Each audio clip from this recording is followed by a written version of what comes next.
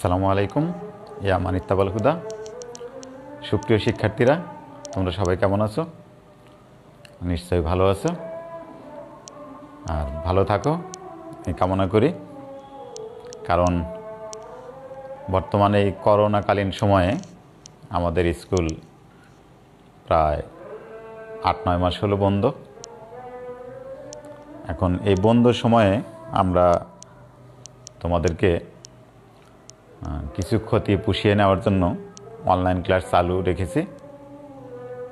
তোমরা যারা ক্লাসে অংশগ্রহণ করছো, ক্লাস দেখছো, তারা কিছুটা হলেও উপকৃত হচ্ছ।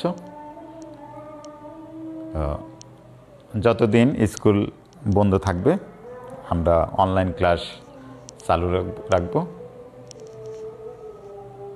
তোমরা এখন বিভিন্ন অ্যাসাইনমেন্ট লেখার কাজে ব্যস্ত, তারপরেও তোমাদের যে ক্লাসের যে সিলেবাস সেটা তো অনেকেরই কভার হয়নি, যেহেতু স্কুল বন্ধ।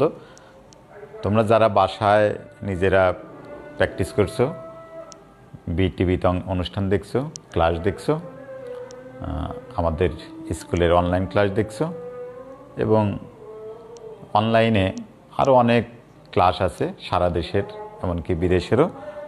এই ক্লাসগুলো যারা নিয়মিত দেখো এবং সেগুলো চর্চা করো, তাদের হয়তো ক্ষতিটা কম হবে। আর যারা এর থেকে বঞ্চিত বিভিন্ন কারণে, তাদের ক্ষতিটা আসলে বেশি। তো তোমরা চেষ্টা করো ক্লাসগুলো দেখার জন্য। যারা দেখে না তাদেরকে তোমরা শেয়ার করবে, যেহেতু তোমরা পরবর্তীতে এই ভিডিও তোমরা শেয়ার করে দেখতে পারো। যাদের অনলাইনে সুবিধা নাই তাদেরকে এই ভিডিওগুলো দেবে, দিয়ে তোমরা অন্যদেরকে তাদের ক্ষতি কিছুটা পুষিয়ে নিতে সাহায্য করবে। তো যাই হোক, আমি আজকে তোমাদের সামনে নিয়ে এসেছি অষ্টম শ্রেণীর বিজ্ঞান বিষয় নিয়ে। যদিও গত ক্লাসে আমি এই অষ্টম শ্রেণীর অন্য একটা অধ্যায় নিয়ে আলোচনা করেছিলাম। আজকে আমি তোমাদের নবম অধ্যায়ের বর্তনী ও চলবিদ্যুৎ এই অধ্যায়ের উপরে কিছু বিষয় নিয়ে আলোচনা করব। এখানে অধ্যায়টাই কিন্তু বর্তনী ও চলবিদ্যুৎ। আমি একেবারে শেষ যে শব্দটা, এটা থেকে আমরা শুরু করি যে বিদ্যুৎ কি। তোমরা ছোটোবেলায় শিখেছো যে বিদ্যুৎ এক প্রকার শক্তি। যেহেতু এটা শক্তি, তাই এটার সৃষ্টিও নাই, ধ্বংসও নাই। এটা শুধুমাত্র এক অবস্থা থেকে আর এক অবস্থায় রূপান্তরিত হয়। সেটা কিভাবে রূপান্তরিত হয় সেগুলো বিভিন্ন শ্রেণীতে বিভিন্নভাবে তোমরা শিখবে। তো তোমাদের এইখানে অষ্টম শ্রেণীতে বিদ্যুতের চলবিদ্যুৎ, তোমরা জানো ক্লাস 7-এ শিখে আসছো। বিদ্যুৎ দুই ধরনের, একটা স্থির বিদ্যুৎ আর একটা চলবিদ্যুৎ। স্থির বিদ্যুৎটা কি? স্থির বিদ্যুৎ হচ্ছে যে বিদ্যুৎ যেখানে উৎপন্ন হয় সেখানেই থাকে, সেটি হচ্ছে কি স্থির বিদ্যুৎ। আর চলবিদ্যুৎ হচ্ছে যেটা চলাচল করতে পারে, এক স্থান থেকে অন্য স্থানে যেতে পারে। যে যেখানে উৎপন্ন হয়েছে সেখান থেকে অন্য জায়গায় যেতে পারে। যেমন দেখো, আমরা যে এখন বাসা বাড়িতে বা আমার এই অফিসে যে এখন যে বিদ্যুৎ আছে, এই বিদ্যুৎটা কিন্তু এইখানে উৎপাদন হয়নি। এটা উৎপাদন হয়েছে দেশের বিভিন্ন জায়গায়। ধরো খাগড়াছড়ি প্রেক্ষাপটে রাঙ্গামাটি কাপ্তাইতে বিদ্যুৎটা উৎপাদন হচ্ছে। সেই বিদ্যুৎ সেটা দেশের বিভিন্ন জায়গায় ছড়িয়ে পড়ছে বা পাঠিয়ে দেওয়া হচ্ছে, এক জায়গা থেকে আরেক জায়গায় দেওয়া হচ্ছে। তাই এই যে স্থানান্তর বা চলতে পারতেছে, এই জন্য এই বিদ্যুৎটা হচ্ছে কি চলবিদ্যুৎ। এখন এই চলবিদ্যুৎ নিয়ে তোমাদের এই অধ্যায়টা আছে, এর সাথে বর্তনীর বিষয়টা আছে। তাহলে চলবিদ্যুৎ হয়তো তোমরা বুঝতে পারছো। তারপর আমি আবার বলছি যে যেহেতু সপ্তম শ্রেণীর যে গানটা সেটার থেকে আমি আবারও বলছি, যে বিদ্যুৎ এক জায়গায় উৎপাদন হয়ে বা উৎপন্ন হয়ে অন্য জায়গায় যেতে পারে বা চলাচল করতে পারে, সেই বিদ্যুৎকে বলা হয় চলবিদ্যুৎ। এখন চলাচল করতে গেলে যেমন আমরা চলাচল করি, গাড়ি চলাচল করে, এই চলাচলের জন্য কি দরকার হয়? রাস্তা দরকার হয়, তাই না? তো এই রাস্তা, আমাদের জন্য রাস্তা দরকার হয়, তাহলে বিদ্যুৎ চলাচলের জন্য কি দরকার হয়? তাদেরও রাস্তার দরকার হয়, তাই না? তো সেই রাস্তাটা আমাদের কি হইতে পারে? তোমরা তো জানো, তাই না? না জানলেও সমস্যা নেই। তাহলে যে রাস্তায় এরা চলাচল করে, সেই রাস্তাটা আমরা ধরো প্রধানত চিনি তার। বিদ্যুৎ প্রবাহিত কিসের ভিতর দিয়ে? তারের ভিতর দিয়ে, তাই না? তাহলে এই তারও কিন্তু একটা বিদ্যুৎ চলাচলের জন্য একটা রাস্তা। শুধু তার নয়, এরকম আরও ইলেকট্রনিক্স যত যন্ত্রপাতি আছে, আসবাবপত্র আছে বা ধাতব বস্তু আছে, এগুলো সবই কি এই বিদ্যুৎ চলাচলের জন্য রাস্তা। অর্থাৎ ধাতব বস্তু, এই ধাতব বস্তুগুলোর ভিতর দিয়ে বিদ্যুৎ চলাচল করতে পারে, অর্থাৎ ওইটাই তার রাস্তা। ধরো এখন তোমাদের বইতে যে সংজ্ঞা দেওয়া আছে, যে দুইটি ভিন্ন বিভবের বস্তুকে যখন পরিবাহী তার দ্বারা যুক্ত করা হয়, তখন তারের মধ্য দিয়ে বিদ্যুৎ প্রবাহিত হয়। দেখো এখানে কি কি বলছে? দুইটি ভিন্ন বিভবের বস্তু, দুইটা বস্তু দরকার হবে,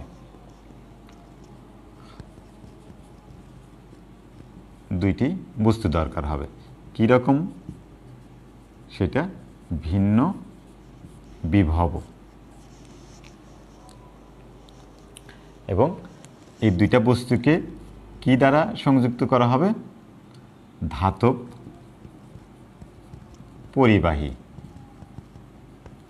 পরিবাহী আমি কিছুক্ষণ আগে বলেছি, যার ভিতর দিয়ে বিদ্যুৎ চলাচল করতে পারে, সেটা হচ্ছে কি পরিবাহী। কী রকম? সেটা ধাতব হবে। এরকম ধাতব পরিবাহী দ্বারা দুইটা বস্তু যদি যুক্ত করা হয়, তখন তার ভিতর দিয়ে বিদ্যুৎ প্রবাহিত হয়। কোন বিদ্যুৎ? এই যে চলবিদ্যুৎ। চলবিদ্যুৎকে আমরা সাধারণত কিন্তু বিদ্যুৎ বলে থাকি। আর এই ধাতব পরিবাহী কেন? ধাতব পরিবাহী এই কারণে যে আমরা জানি, তোমরা হয়তো কিছু শিখেছো, আর নবম দশম শ্রেণীতে গেলে আরও একটু ভালো বুঝবে। এখানে ধাতব পদার্থ যেগুলো, মানে ধাতু আমরা বলে থাকি, আগের বিভিন্ন ক্লাসে তোমরা শিখছো ধাতু আর অধাতু, হ্যাঁ, দুই ধরনের বস্তুর কথা শিখেছো। সেই ধাতু আর অধাতু, এর ভিতরে ধাতু যেগুলো, সেগুলোকে আমরা ধাতব পদার্থ বলে থাকি। এই ধাতব পদার্থগুলো বা ধাতুর মধ্যে সাধারণত ইলেকট্রন যে থাকে, এই ইলেকট্রনগুলো কিছু মুক্ত অবস্থায় থাকে। এই মুক্ত ইলেকট্রনগুলো কি করতে পারে? মুক্ত মানে কি? সে ফ্রি, তার কোনো বাধা নাই, অর্থাৎ তারা চলাচল করতে পারে, ঘোরাফেরা করতে পারে, ওই পদার্থের ভিতরে এক জায়গা থেকে আরেক জায়গায় যেতে পারে। তাহলে সেই ধাতব পরিবাহের ভিতরে যে মুক্ত ইলেকট্রনগুলো আছে, ইলেকট্রনগুলো চলাচল করে।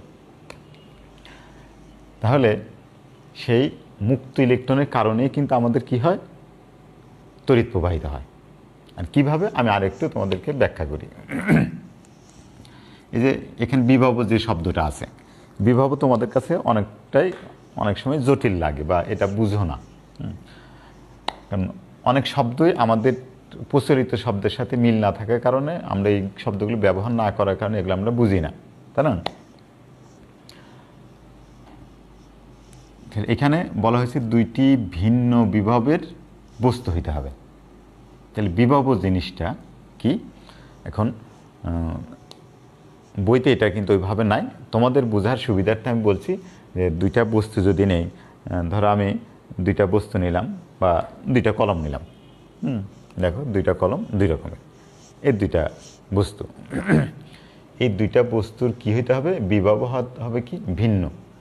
তাহলে বিভব জিনিসটা কি? যে বিভব হচ্ছে কি, যে দুইটা বস্তুর ইলেকট্রন সংখ্যা। কি সংখ্যা? ইলেকট্রন। এই ইলেকট্রন সংখ্যা যদি কম বা বেশি থাকে,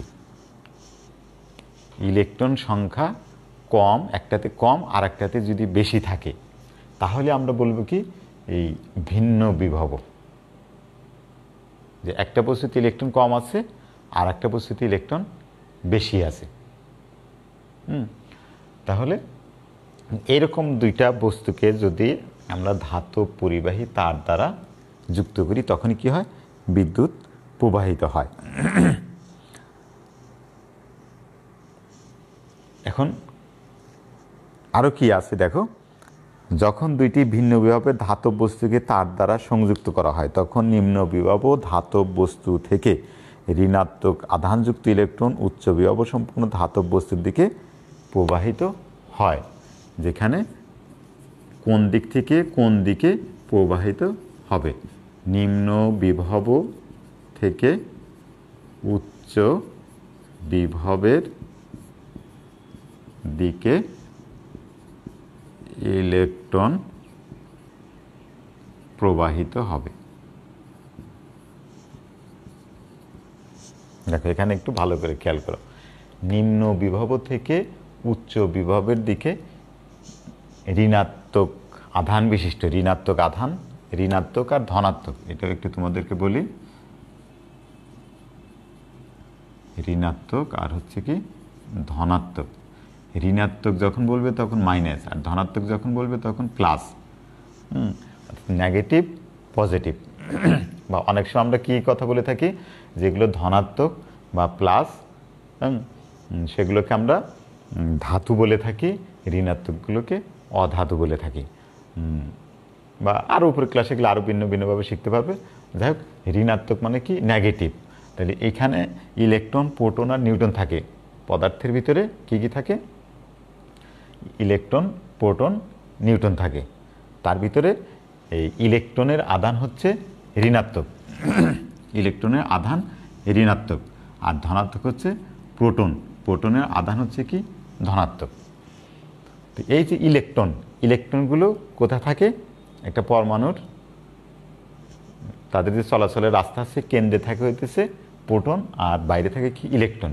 ওই যে আগে আমি বলেছি যে ইলেকট্রনগুলো মুক্ত থাকে, ওই বাইরে থাকে, ওরা চতুর্দিকে ঘুরতে পারবে, এক জায়গা থেকে আরেক জায়গায় চলাচল করতে পারে। তাহলে সেই ইলেকট্রনগুলো প্রবাহিত হবে কোনটা থেকে? নিম্ন বিভব থেকে। নিম্ন বিভব থেকে উচ্চ বিভবের দিকে। আমি ধরলাম যে এইটা নিম্ন বিভব আছে আর এটা উচ্চ বিভবের, দুইটা বস্তুকে আমি ধাতব তার দ্বারা সংযুক্ত করলাম। তাহলে সংযুক্ত করলে কি ঘটবে? এই নিম্ন বিভব থেকে ইলেকট্রনগুলো উচ্চ বিভবে যাবে। এখন প্রশ্ন আসে যে নিম্ন বিভব থেকে উচ্চতে কেন যাবে? নিম্ন বিভব থেকে মানে যে এর চাহিদাটা কম আছে, কিন্তু এর ইলেকট্রনটা কি আছে? বেশি আছে। চাহিদা কম,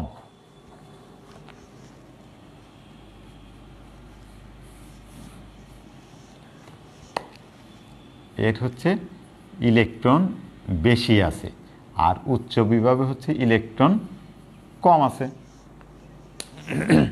দেখো তাহলে নিম্ন বিভব থাকার কারণে, নিম্ন বিভব দিয়ে বোঝানো হচ্ছে কি? যে এর ইলেকট্রন বেশি আছে, আর উচ্চ বিভব হচ্ছে কি? এর ইলেকট্রন কম আছে। তাহলে এই যে পরিবাহী তার দ্বারা যখনই যুক্ত করছি তখন কি হবে? যেখানে বেশি আছে, বেশি থেকে কমের দিকে যাবে। ইলেকট্রন বেশি থাকার কারণে তার চাহিদাটা কম থাকে। এই চাহিদা কম থাকার কারণে আমরা এটাকে বলি কি? নিম্ন বিভব। আর এর চাহিদাটা বেশি থাকার কারণে এটাকে বলা হয় কি? উচ্চ বিভব, অর্থাৎ এর ইলেকট্রন কম আছে। তাহলে নিম্ন বিভব মানে এখানে ইলেকট্রন বেশি আছে, এখানে ইলেকট্রন কম আছে। বেশি থেকে কমের দিকে ইলেকট্রন যাবে। কতক্ষণ যাবে? এটা যতক্ষণ পর্যন্ত দুই দিকে সমান না হবে ততক্ষণই চলতে থাকবে। এখন ধরো এক সময় দুইটার বিভব ইলেকট্রন সংখ্যা সমান হয়ে গেল, যদি ইলেকট্রন সংখ্যা সমান হয় তখন আর বিদ্যুৎ প্রবাহিত হবে না বা ইলেকট্রন প্রবাহিত হবে না, স্বাভাবিক কথা। কিন্তু তাহলে দেখো যে আমাদের যে বাসা বাড়িতে লাইট চলে, ফ্যান ঘুরে, মেশিন চলে, বিভিন্ন জিনিস চলে, ইলেকট্রন যদি না আসে তাহলে তো চলবে না। আর ইলেকট্রন এমনিতেই আসবে না, জোর করে আসতে পারবে না। কি করে আসতে হবে? যে এই দুইটা বস্তুর মধ্যে কি থাকতে হবে? বিভব পার্থক্য থাকতে হবে। কি থাকতে হবে? বিভব পার্থক্য। পার্থক্যটা কি?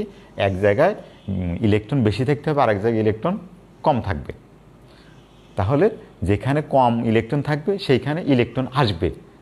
ইলেকট্রন আসলেই ধরো যে লাইট চলবে, ফ্যান ঘুরবে, কম্পিউটার চলবে, মোবাইলে চার্জ দেওয়া যাবে, বা অনেক অসংখ্য কলকারখানা আছে সেগুলো চলবে। তাহলে এটা কিভাবে সম্ভব? এইখানেই ইলেকট্রনিক্সের বিষয়, যে এখানে এইটা যাতে ইলেকট্রন যাতে অনবরত আসতে পারে সেই ব্যবস্থাটা যদি আমরা করতে পারি বা ওই বস্তু দুইটা করতে পারে, তাহলে কিন্তু ইলেকট্রন সবসময় আসতে থাকবে এবং সেখানে বিদ্যুৎ প্রবাহিত হতে থাকবে। এই জন্য কী করা হয়? যে এখানে বিভব পার্থক্য তৈরি করা হয়, যে কিছু কিছু জায়গায় আমরা কি করি, যে ইলেকট্রন পার্থক্য আমরা নিজেরাই করে দিই। যেমন ধরো যে লাইট জ্বলতেছে, একটা লাইট জ্বলে, লাইট জ্বলা মানে কি? যে আলো দিচ্ছে। এই আলোটা কোথা থেকে আসছে? আলো তার এমনিতে আসে না। তাহলে আলোটা কি হচ্ছে? যে এই যে বিদ্যুৎ যে আছে, এই বিদ্যুৎ শক্তিটা আমি প্রথম বলেছি, বিদ্যুৎ শক্তি সে কী করতেছে? আলোক শক্তিতে রূপান্তরিত হচ্ছে। আগে ছিল বিদ্যুৎ, এইটা যখনই বাল্বের ভিতরে আসছে, বাল্বের ভিতরে তারের ভিতরতে যখন যেতে নিয়েছে, তখন ওই তারের ভিতরে রোধের কারণে সেটা কি হচ্ছে? আলো হয়ে যাচ্ছে। তাহলে ওইখানকার যে বিদ্যুৎ বা ইলেকট্রন সেটা অন্য শক্তিতে রূপান্তরিত হচ্ছে, আলোক শক্তিতে। যখন এই যে আলোক শক্তিতে রূপান্তরিত হচ্ছে, তার মানে কি? ওইখানে ইলেকট্রনগুলো ব্যয় হয়ে যাচ্ছে। তাহলে ইলেকট্রন ব্যয় হয়ে যাচ্ছে মানে কি? এখানে ইলেকট্রন কমে যাচ্ছে। যেহেতু এখানে ইলেকট্রন সবসময় কমছে, আলো হচ্ছে মানে কি? যে ওইখানে ইলেকট্রন কমে যাচ্ছে, ইলেকট্রন রূপান্তরিত হচ্ছে কিসে? আলোক শক্তিতে রূপান্তরিত হচ্ছে। তার মানে এখানে ইলেকট্রন কমে যাচ্ছে। ইলেকট্রন যদি এখানে কমে যাচ্ছে সবসময়, তার মানে কি? যে এই যে এখানে ইলেকট্রন বেশি আছে, সবসময় ইলেকট্রন এখানে আসবে। যে ইলেকট্রন এখানে আসবে সেই ইলেকট্রন আলোক শক্তিতে রূপান্তরিত হবে। অথবা যদি এখানে যদি ফ্যান থাকে, ফ্যান ঘুরতেছে, এই ফ্যান ঘোরা মানে কি? এটা ঘূর্ণন শক্তিতে রূপান্তরিত হচ্ছে। কে ঘূর্ণন শক্তিতে রূপান্তরিত হচ্ছে? বিদ্যুৎ বা ইলেকট্রন। এই যে এখানে ইলেকট্রন ব্যয় হচ্ছে, ইলেকট্রন কমে যাচ্ছে, ইলেকট্রন কমে ফ্যানের ক্ষেত্রে ঘূর্ণন শক্তিতে রূপান্তরিত হচ্ছে। আমরা মোবাইলে চার্জ দিচ্ছি, হ্যাঁ, মোবাইলে চার্জ দিলে সেটা কি হচ্ছে? মোবাইলের ব্যাটারির ভিতরে ইলেকট্রন জমা হচ্ছে। তার মানে কি? যে চার্জারের ভিতর দিয়ে এখানে চার্জগুলো জমা হচ্ছে, ওইখানে ইলেকট্রনগুলো কমে যাচ্ছে, ব্যাটারির ভিতরে গিয়ে জমা হচ্ছে। তাহলে এই যে বিভব পার্থক্য তৈরি করা মানে কি? যে ইলেকট্রন দুই প্রান্তের ইলেকট্রন এক প্রান্তে বেশি আর এক প্রান্তে কম। বেশি থাকবে কোন প্রান্তে? যেখানে বিদ্যুৎ উৎপাদন হচ্ছে সেখানে ইলেকট্রন বেশি থাকবে। আর যেখানে আমরা খরচ করতেছি, লাইট জ্বালাইতেছি, ফ্যান ঘুরাইতেছি, মোবাইল চার্জ দিচ্ছি, মেশিন কলকারখানা ইত্যাদি আমরা চালাইতেছি, সেখানে কি হচ্ছে? যে ইলেকট্রনের ঘাটতি হচ্ছে, ইলেকট্রন ব্যয় হচ্ছে। এই ইলেকট্রন যত ব্যয় হতে থাকবে ততই আমাদের ইলেকট্রন আসতে থাকবে। যতক্ষণ ব্যয় হবে ততক্ষণ ইলেকট্রন আসতে থাকবে, অর্থাৎ বিদ্যুৎ প্রবাহিত হতে থাকবে। এইভাবে যতক্ষণ আমরা চালিয়ে রাখবো একটা বাল্ব বা একটা মেশিন, ততক্ষণই কি হতে থাকবে? যেখানে ইলেকট্রন আসতে থাকবে। দেখেন, আমার মনে হয় তোমরা এই বিষয়টা বুঝেছো, যে বিভব, নিম্ন বিভব, উচ্চ বিভব আর বিভব পার্থক্য। তো এখন আমি তোমাদেরকে এই ইলেকট্রন আর তড়িৎ প্রবাহ এটা নিয়ে তোমাদের সাথে আমি একটু কিছু বলি।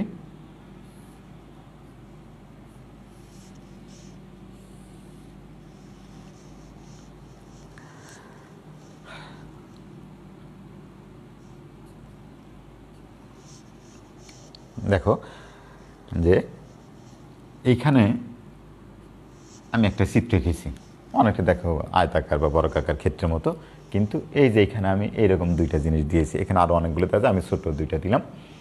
যেখান দিয়ে এখানে আমার ব্যাটারি হইতে পারে অথবা বিদ্যুৎ উৎস হইতে পারে।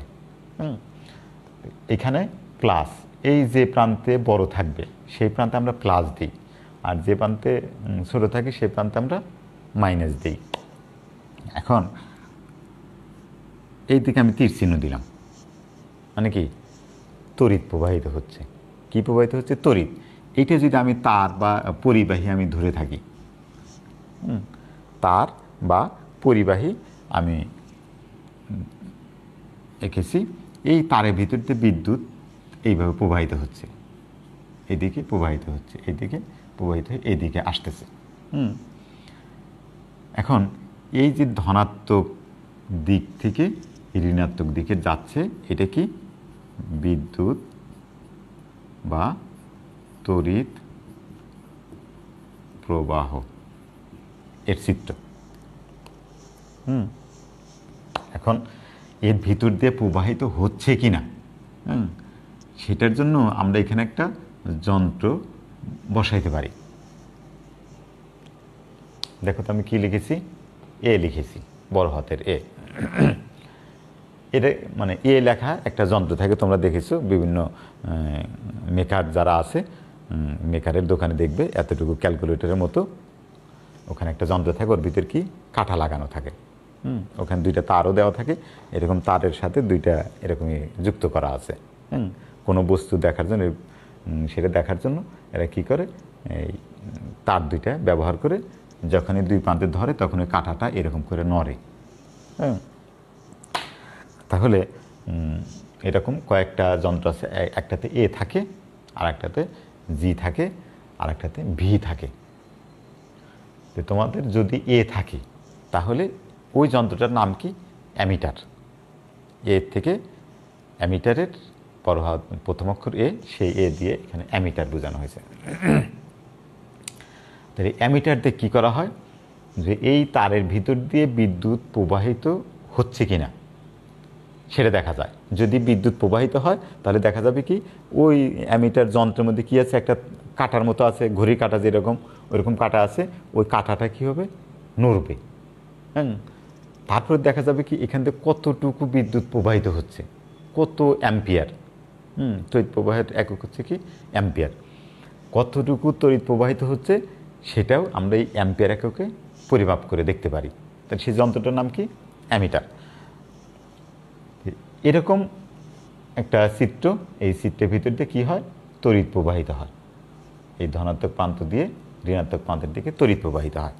কিন্তু মজার বিষয় হচ্ছে যে আমরা কিছুক্ষণ আগে বলেছি যে ইলেকট্রন প্রবাহিত হলে তড়িৎ প্রবাহিত হয়, মানে বিদ্যুৎ প্রবাহিত হয়।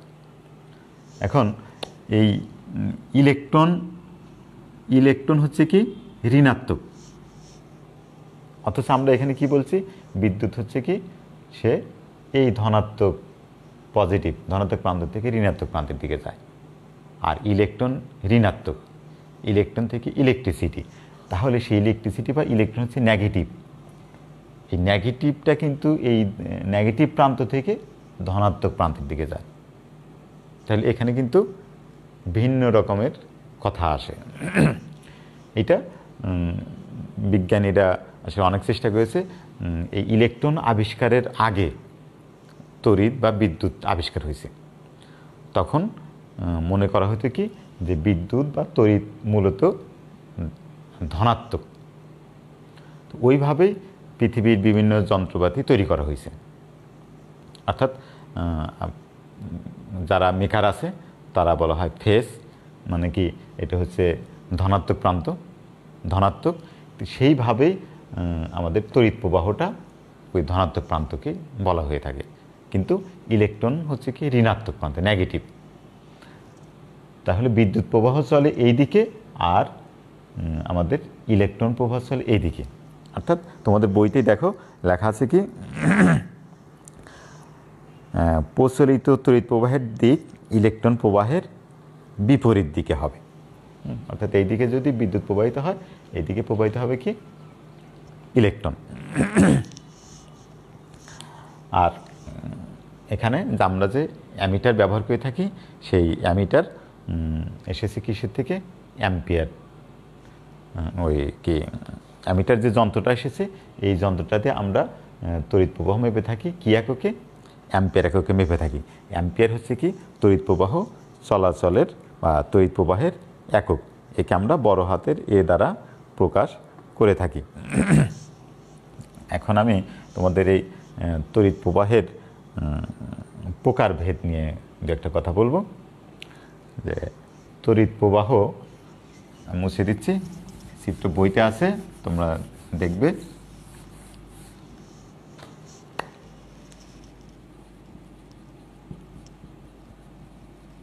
তড়িৎ প্রবাহ দুই প্রকার।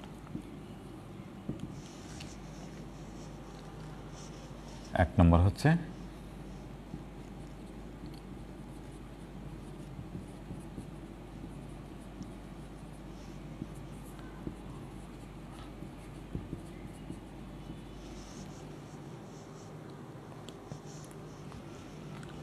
অপর্যায়বৃত্ত প্রবাহ, আর একটা হচ্ছে পর্যায়বৃত্ত প্রবাহ। দেখো এই যে একটা শব্দ কিন্তু এখানে আছে, এটা তোমরা আগের থেকে জানো যে বৃত্ত মানে কি? গোলাকার। গোলাকার অর্থাৎ চক্রাকারে ঘুরতে থাকে, তাই না? এখানে আছে অপর্যায়বৃত্ত মানে কি? এই চক্রাকারে যে ঘুরে সেটা কি পর্যায়ক্রমে না, অপর্যায়বৃত্ত প্রবাহ। অর্থাৎ এর সংজ্ঞা আসছে কি? সময়ের সাথে তড়িৎ প্রবাহের যদি দিকের পরিবর্তন না ঘটে, দিকের পরিবর্তন হচ্ছে না, অর্থাৎ যে দিকে যাচ্ছে একই দিকে শুধু যাবে। যদি এরকম যদি হয়, যেমন চিত্র দেওয়া আছে, ধরো এরকম চিত্র আছে, এইদিকে ধরো সময়, আমি যদি লেখ চিত্র যদি আঁকি, এদিকে আমি সময় ধরবো, হ্যাঁ, আর এদিকে যদি আমি তড়িৎ প্রবাহ যদি সময়কে টি, তড়িৎ প্রবাহকে যদি আয় দ্বারা যদি আমি প্রকাশ করি, আমি আয় বা তড়িৎ প্রবাহকে উপর দিকে নেব, নিলে দেখা যাবে কি যে আমি যে এইগুলো পাবো, সেই বিন্দুগুলো পাবো, এই বিন্দুগুলো যোগ করলে এইরকম পথে চলে যাবে। দেখো শুধুমাত্র একদিকে প্রবাহিত হবে। এই একদিকে যে বিদ্যুৎটা প্রবাহিত হয় সেই বিদ্যুৎ প্রবাহকে আমরা বলি কি? অপর্যায়বৃত্ত প্রবাহ বা একমুখী প্রবাহ বা সমপ্রবাহ বা ডিসি প্রবাহ, ডিসি। তাহলে সেইটা কোন ধরনের? তোমরা দেখেছো ব্যাটারি, ব্যাটারি দেখেছো? সেই ব্যাটারিতে দেখবে উপরে এক প্রান্ত ক্যাপ লাগানো থাকে। তাহলে এই ব্যাটারি কী হয়? শুধুমাত্র একদিকে বিদ্যুৎ প্রবাহিত হবে, এটা দুই দিকে বিদ্যুৎ প্রবাহিত হবে না। আর পর্যায়বৃত্ত প্রবাহ, এই পর্যায়বৃত্ত প্রবাহ হচ্ছে এ প্রত্যেক সেকেন্ডে দিক পরিবর্তন করে, অনেকবার দিক পরিবর্তন করে। যে এই সময়ের সাথে সাথে এ সবসময় অনর্গল দিক পরিবর্তন করবে। এত দ্রুত দিক পরিবর্তন করে যে এটা আমরা খালি চোখে আমরা দেখতে পারবো না বা হিসাব করতে পারবো না। কারণ এটার দিক পরিবর্তন বাংলাদেশের ক্ষেত্রে 50 বার প্রত্যেক সেকেন্ডে, প্রতি সেকেন্ডে 50 বার, এটা বাংলাদেশে। আর যুক্তরাষ্ট্র বা আমেরিকায় প্রতি সেকেন্ডে 60 বার, প্রতি সেকেন্ডে 60 বার দিক পরিবর্তন করে, দিক পরিবর্তন করে। এরকম দিক পরিবর্তন করলে তখন সেই বিদ্যুৎ প্রবাহটাকে আমরা বলে থাকি পর্যায়বৃত্ত প্রবাহ। তো সেটার চিত্র কেমন হতে পারে আমি একটু দেখাই।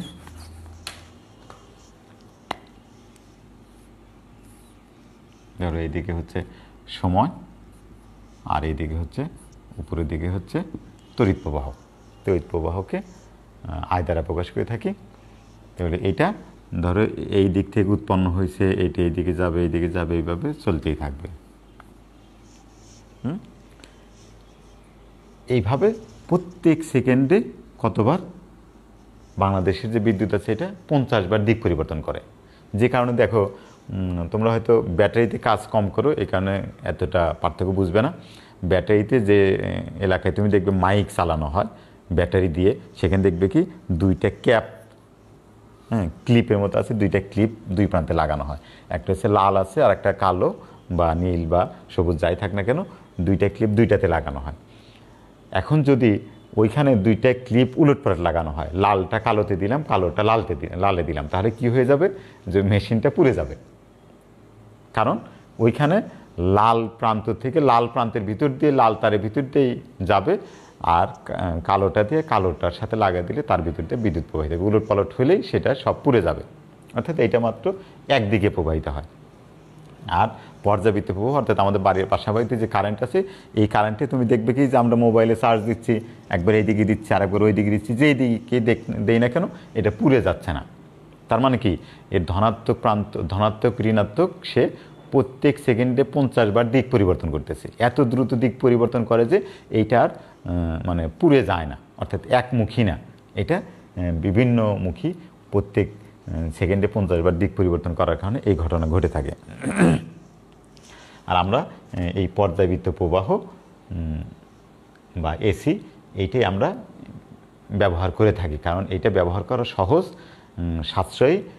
আমাদের ডিসিতে বা অপর্যাবৃত্ত প্রবাহে যে বিদ্যুৎ আমরা পাই সেটা খরচ বেশি হয়। যদিও দুইটাই আমরা জেনারেটর দিয়ে পেতে পারি, একটা হচ্ছে ডিসি জেনারেটর, দুইটাই জেনারেটর আমরা উৎপাদন করে থাকি। এই ডিসিতে আমরা ব্যাটারির ভিতরে ওইখানে আমরা সংরক্ষণ করতে পারি, আর এমনিতে যদি জেনারেটর হয়, জেনারেটরে আমরা অনেক সময় কারেন্ট চলে গেলে বিভিন্ন অনুষ্ঠানে আমরা যে জেনারেটর ব্যবহার করে থাকি, সেই জেনারেটর যদি ডিসি হয় তাহলে এখানে অপর্যাবৃত্ত বিদ্যুৎ প্রবাহিত হবে।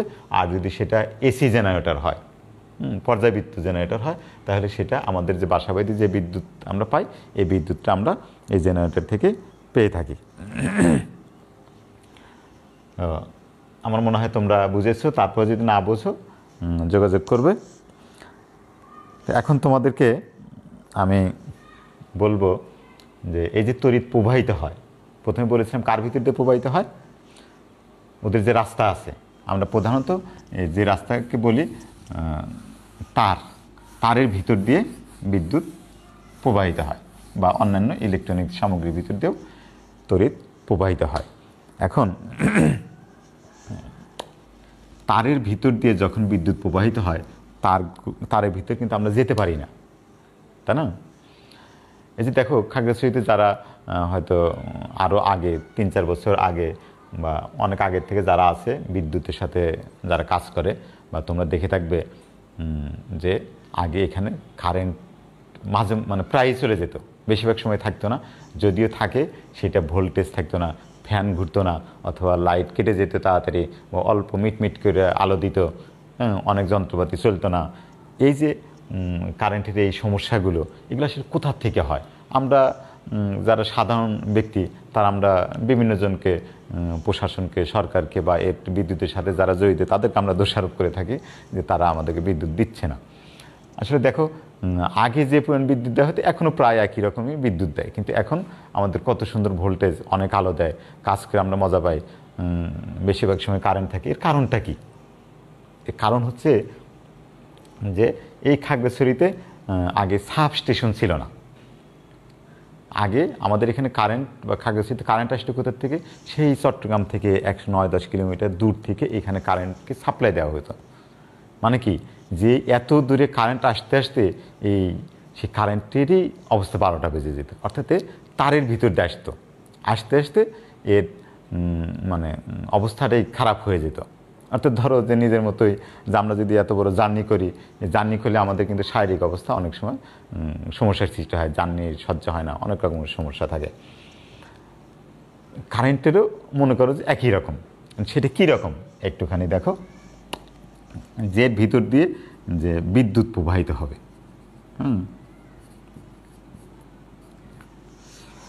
বিদ্যুৎ প্রবাহিত হবে, যে বিদ্যুৎ এখন আমাদের এখানে যেমন আছে, আরও 3 বছর বা 5 বছর আগেও বিদ্যুৎ ছিল, কিন্তু তখন আমাদের এখানে আলো কম দিত, এখন আমাদের এখানে আলো বেশি দিচ্ছে। তাহলে এটা কেন হচ্ছে? এই বিদ্যুৎ যখন এই তারের ভিতর দিয়ে চলাচল করে, তখন এর ভিতর দিয়ে আসার সময় যে তারের ভিতর, তার বা যে কোনো বস্তু কী দিয়ে তৈরি? অণুপরমাণু দিয়ে তৈরি, তাই না? তাহলে এই তারের ভিতরে কি আছে? অণুপরমাণু আছে। যখন এর ভিতর দিয়ে বিদ্যুৎ আসতে নেয়, বিদ্যুৎ আসার সময় কি হয়? ওই অণুপরমাণুর সাথে এদের ধাক্কা লাগে, মানে কি মারামারি হয়। হ্যাঁ, কারেন্ট তারের ভিতর দিয়ে জোর করে আসে, অনুপরমাণুর সাথে ধাক্কা, এর সাথে ধাক্কা লাগে, ওর সাথে ধাক্কা লাগে, এভাবে ধাক্কা খেয়ে খেয়ে অনেক কষ্টে সে আর এক প্রান্তে আসে। তাহলে সেই চট্টগ্রাম থেকে আমাদের এখানে বিদ্যুৎ আসতে আসতে অনেকটাই ব্যয় হয়ে যেত কিসের ভিতর দিয়ে, এই তারের ভিতর দিয়ে অনুপরমাণুর সাথে মারামারি করে এখানে আসতে।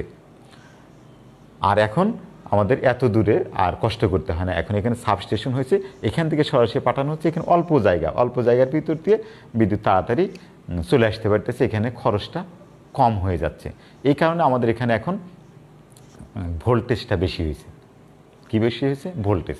তাহলে ভোল্টেজ হচ্ছে কি, আমরা ভোল্টেজ বলি, সেটা আসলে কি বিভব। ভোল্টেজ মানে এখানে আলো বেশি দিচ্ছে। কারেন্ট থাকলেও আলো কমে যায় বা আলো বেশি হয়, অর্থাৎ কম বা বেশি এটা কিসের উপর নির্ভর করতেছে? অনেক কিছুর উপর নির্ভর করে। তারপর আমরা যেগুলো বুঝি সেটা হচ্ছে কি ভোল্টেজের উপর নির্ভর করে। তাহলে তড়িৎ প্রবাহ এবং ভোল্টেজ, মানে তড়িৎ আর হচ্ছে ভোল্টেজ, এই দুইটা নিয়ে কিন্তু আমাদের বিদ্যুতের আছে। দেখে এগুলো আর উপর শ্রেণীতে যখন যাবে তখন তোমরা বুঝতে পারবে। তাহলে যে এটা আমি বললাম যে তড়িৎ যখন তারের ভিতর দিয়ে বা পরিবাহের ভিতর দিয়ে চলাচল করে, তখন এর যে অনুপরমাণু আছে সেই অনুপরমাণুর সাথে কি হয়? ধাক্কা লাগে বা সংঘর্ষ হয়। এই সংঘর্ষ বা তড়িৎ প্রবাহকে চলাচলে বাধা দেয়। কে বাধা দেয়? পরমাণুর বা ওই পরিবাহীর অনুপরমাণু। তাহলে এইটা একটা কি ওই পরিবাহীর ধর্ম। এই ধর্মটাকে বলা হচ্ছে কি রোধ। হ্যাঁ, তাহলে রোধ হচ্ছে কি পরিবাহীর একটা ধর্ম, যে বিদ্যুৎ চলাচলে বাধা দেয়। তো যাক, আমি আজ যা আলোচনা করেছি সেগুলো হয়তো তোমরা কিছু বুঝতে পেরেছো। তারপরে সমস্যা থাকলে আগামী ক্লাসে আবার আলোচনা করা হবে। তো আমি যে পর্যন্ত তোমাদের সাথে আলোচনা করেছি এগুলো তোমরা বাসায় দেখবে। যে কোনো সমস্যা হলে সেটা আবার আমাকে জানাবে। তাহলে আজকে এই পর্যন্তই। তোমাদের সবাইকে ধন্যবাদ জানাচ্ছি। সবাই ভালো থাকো, সুস্থ থাকো। আল্লাহ হাফেজ।